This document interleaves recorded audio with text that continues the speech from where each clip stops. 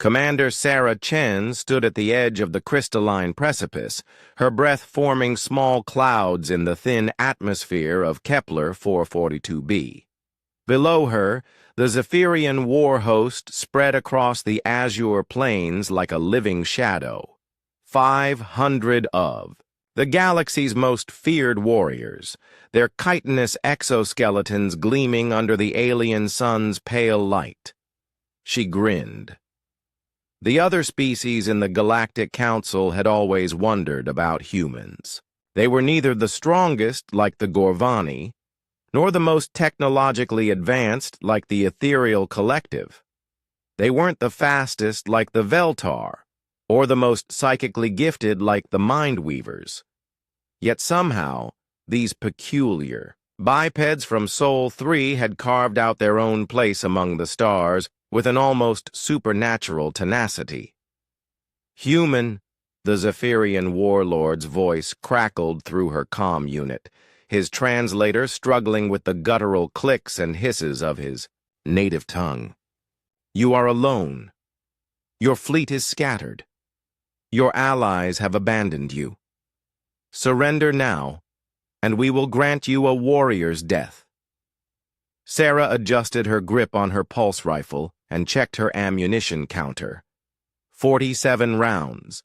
Her tactical display showed red across the board. Suit integrity at 60%, oxygen reserves critically low, and her backup beacon destroyed in the crash landing. Any rational being would calculate the odds and surrender. But humans had never been particularly rational. Warlord Krextel, she replied, her voice steady despite the adrenaline coursing through her veins. I appreciate the offer, but I have a counter-proposal. She paused, watching as the Zephyrian forces began their ascent up the cliff face, their razor-sharp claws finding purchase in the alien rock. How about you and your army go to hell? The translator apparently couldn't process that particular human idiom, because the only response was an enraged shriek that echoed across the barren landscape. Sarah had studied the Zephyrians extensively during her years at the Terran Military Academy. They were apex predators from a high-gravity world, with natural armor that could deflect most energy weapons and reflexes that put cybernetic enhancement to shame. They hunted in coordinated packs, communicated through pheromone markers, and had conquered 17 star systems through sheer brutality. They had one critical weakness, though. They couldn't understand why any creature would fight when victory was impossible. The first wave reached the plateau as Sarah triggered the OE charges she'd been placing during the warlord's speech. The explosion sent a dozen Zephyrians tumbling back down the cliff face, but it barely slowed the advance. They kept coming, flowing around the debris like water around stones. Sarah opened fire, her pulse rifle spitting coherent energy bursts. With mechanical precision, each shot found its mark. She'd been the top marksman in her class, after all. But the Zephyrians' natural armor absorbed most of the damage. Still, she kept firing, kept moving, using every piece of cover the rocky terrain provided. The thing about humans that other species never quite grasped was their relationship with impossible odds. Where most sentient beings saw certain death, humans saw a challenge.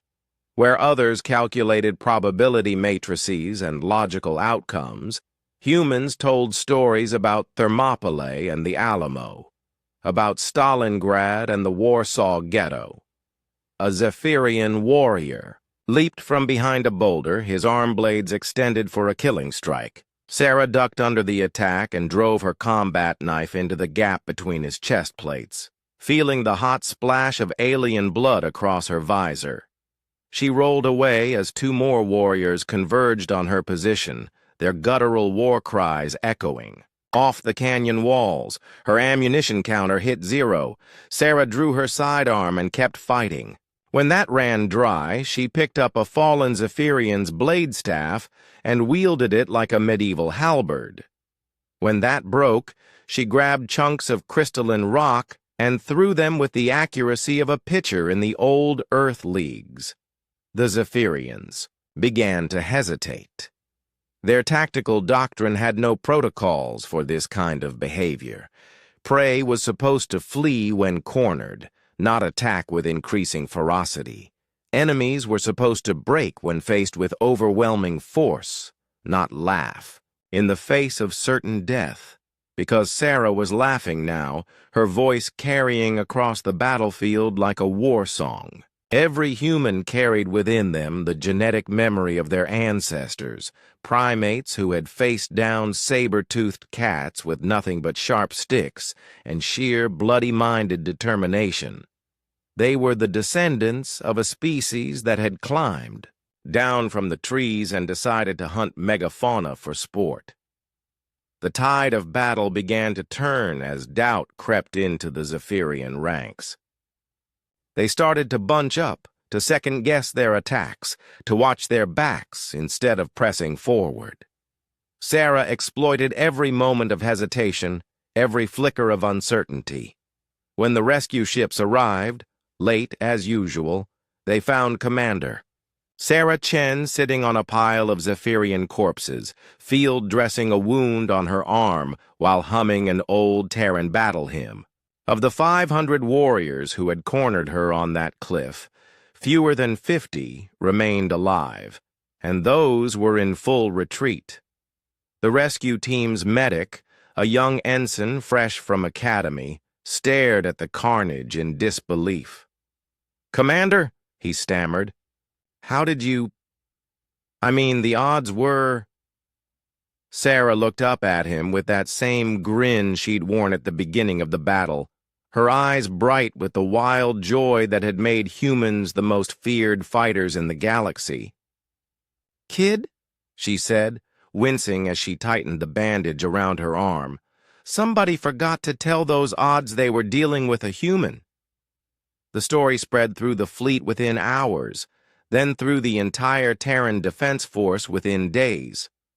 Another chapter in the growing legend of human audacity, another tale to tell recruits about what their species could accomplish when pushed to the wall. And somewhere in the depths of space, alien strategists revised their tactical manuals once, again, adding new warnings about the dangerous unpredictability of Terran forces. They still didn't understand, though.